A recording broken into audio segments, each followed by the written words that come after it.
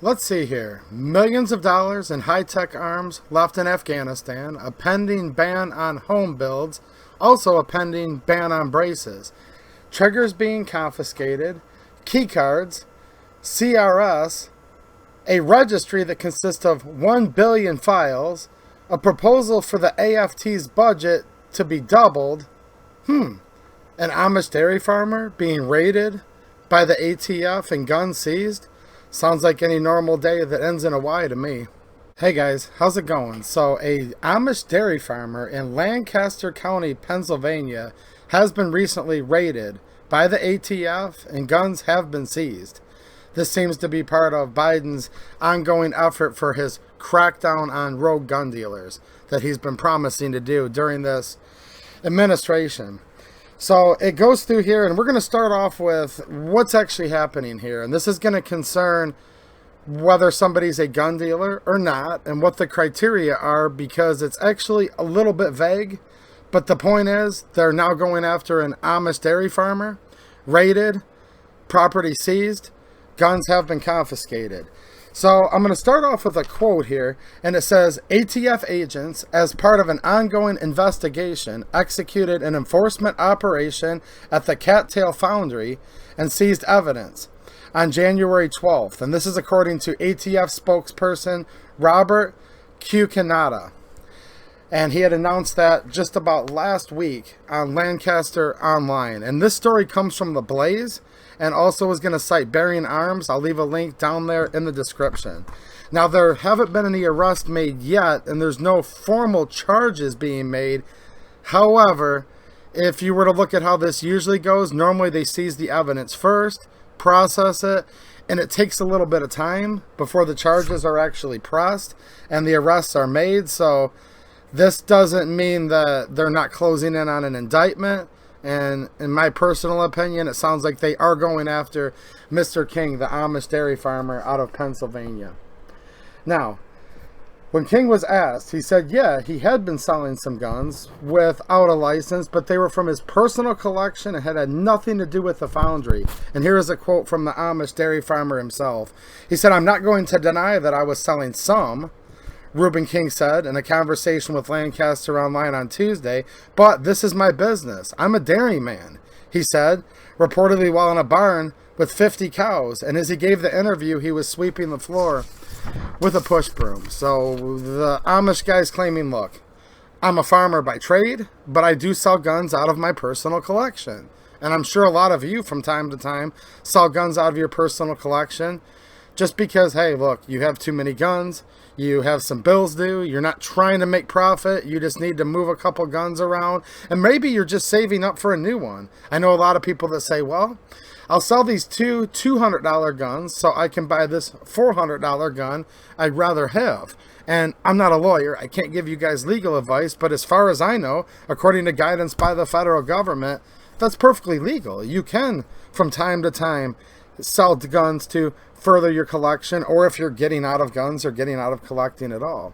Now, King did decline to say how many guns that he sold, but it was reported by a tipster, allegedly, that he had sold over 600. But King doubts that and says, no, I don't think so. He doesn't think it was that many.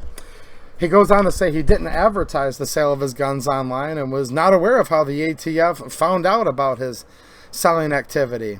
And then he's quoted again saying, I was not dealing in handguns. Positively not.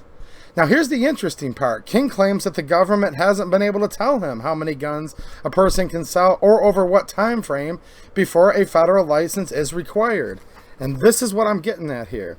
A 15-page document was put out on the ATF's website. And I remember this. This was near the end of the Obama administration. He said, do I need, and there's a article titled, do I need a license to buy and sell firearms? This is from the government's website. It merely stipulates that the Federal Gun Control Act, quote, requires that persons who are engaged in the business of dealing in firearms be licensed by the Bureau. Now it adds, in determining whether you are engaged in the business of dealing in firearms requires looking at the specific facts and circumstances of your activities. But there is no federal law that just sets a bright, clear line in the sand. Like, if you sell 2 No, but if you sell 3, yes. That doesn't exist. See, there is no actual number, and King's never been able to get the number, and I've never been able to find that either, because that's not what the federal guidance says. Now we're going to go again, according to the ATF document. It says, as a general rule, you will need a license if you are repetitively buy and sell firearms with the principal motive of making a profit. The ATF document states. And it says that there's a caveat that a license is not required for the, quote, occasional sales of firearms from your personal collection. So some of this is like, what's the definition of repetitively? What were your principal motivations? And it kind of reminds me of that old classic, it depends on what the definition of the word is. Those of you guys that were around in the Clinton era know what I'm talking about with that one. Now, here's what's interesting. He's Amish, okay? And Amish have sincerely held religious beliefs that prevent them from being photographed. However, photo IDs are required when buying from a licensed dealer.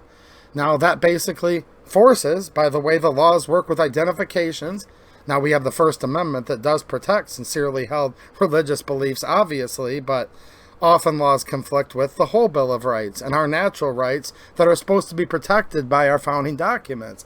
But the Amish can't get their photo taken in many cases, and they sincerely believe that.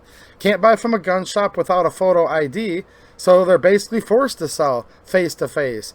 You know, man-to-man, as the old saying goes, with a handshake. And this is very common and has been very common among the Amish community for a long, long time. Now, I'm going to say this. The facts of this case are still ongoing. The ATF staying very mum about this. Not a lot of info from them. But hopefully King can beat the ATF at this if he's innocent. And I'm going to presume he's innocent because we're all to be presumed innocent. Unless literally proven beyond any reasonable doubt. That's what the Bill of Rights says.